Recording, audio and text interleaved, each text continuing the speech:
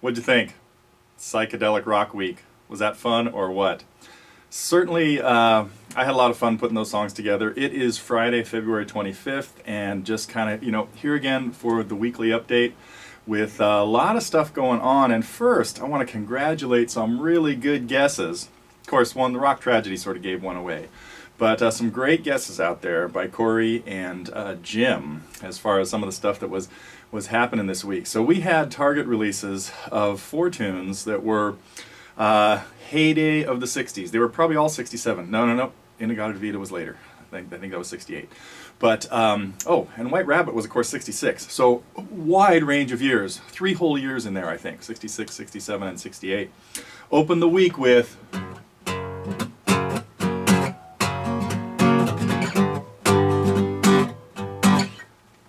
fun little tune, White Rabbit, of course, and then we went into English Psych with Donovan and Season of the Witch. Little 2-chord progression.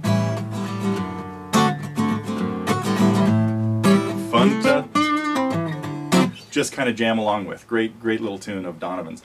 We might have to get to more Donovan too. Very colorful character from the late 60s. And then we went to Southern California, San Diego, to be a little more specific, with In-A-Gadda-Da-Vida. That was a... I hope some of you were trying the little classical thing I threw in there to make it like a level 9 song instead of just the level 3 or whatever I decided it was, So, and then into our tie-in to Rock Tragedy song with Ed King and the Strawberry Alarm Clock, Incense and Peppermints. Pretty cool. Another really fun song. I think in that lesson, I talked about when I was a kid, I ran into that band, and so if you haven't seen my little brush with rock stars when I was like 12 years old or something like that. It happened in South Bend, Indiana, or Chicago, I think. Anyway, one place or another. So, anyway, that was it for the Target week. Except for today, we pulled out the next part of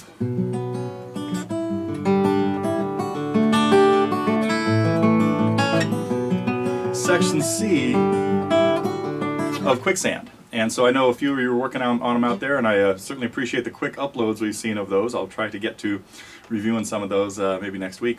But yes, and Section 3 is, again, very similar to Section 1, or Section A. I got to say with the letters or number, I don't know.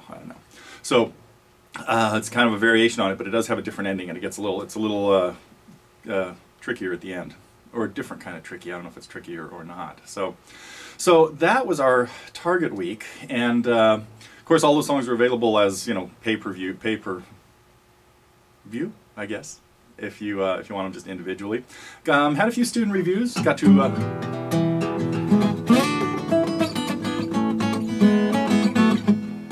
little Mrs. Robinson and a little country blues picking, a few other things. So if you haven't had a chance to check out the latest student reviews, there are a lot of them up. I think 5 went out this week. I might even gotten to 5 last weekend. I hope so. So, some great things on the Vintage Snapshots. I hope you guys got a chance to see the Gibson, the 12-string 335 and the L5 that from our friends over at Guitar Showcase. Jack Van Breen has been just really generous with his time and letting us take some videos of all the cool stuff that they have over there. And of course, we've got their whole series of making music. That really interesting one, I think, was yesterday's, the back behind the scenes with Steve Miller. So that's kind of a cool thing too. So I know some of you have been out there really enjoying the making music episodes. Those have been fun for us too. If you've been checking out something else, a completely different angle of things that were fun this week was, of course, more from Muriel's concerts. I mean, it's just the more you see her play, the more you're inspired or discouraged, I'm sure. I know the feeling, because yeah, she's just brings so much joy to everything she plays. Just wonderful guitar player, and just great all-around person she is. So I know you, I'm sure people are really appreciating that. Then we had something that we'd sort of neglected for a little while too, or been that we were still kind of putting together. Feature by Keith Holland in the Luthier's Corner about acoustic guitar pickups. So hope you got a chance to follow his little. A lot of people are really curious about, wow, what should I do with this? What should I do? You know, what's the best thing for my guitar? It came with a pickup. I don't like the sound of it. Can I fix it? All that kind of stuff. It was, I think, a 4-part series of Keith looking through pickups. So that is kind of cool too. And then kind of on the packages side, we've had a couple of interesting packages lately. Last week, put together a package of tunes from the 90s.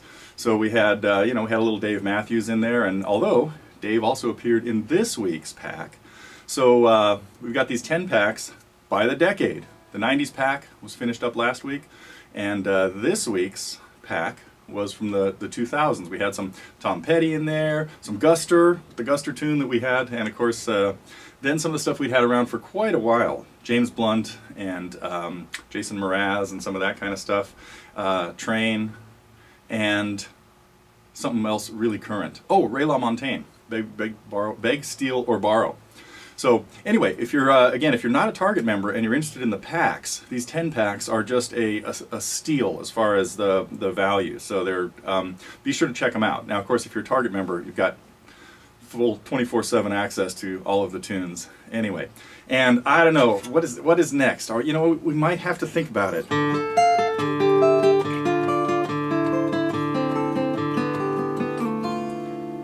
Do we have to head into the 80s as well? I don't know. I need some suggestions on 80s tunes. If we look back into the glam hair days, do we need to do Whitesnake? Anybody for Whitesnake songs out there? Or Poison? Or, oh, Stop Me. Stop Me. Never mind. We'll get back to that. So, do want to give you one little hint about next week, because it's another very special week. As you probably know, I'm loving these themed weeks. Next week is going to be a little bit different. We could almost call it a progressive week. It's going to be a set of songs, 4 songs, that get progressively harder. Starting with a level 5, and then a 6, and then a 7, and then an 8. And here's the kicker. They're all from the same album. I know, I'll let you digest that for a second. Get those guesses rolling. So, maybe. I might change that a little bit, but right now, that is the game plan.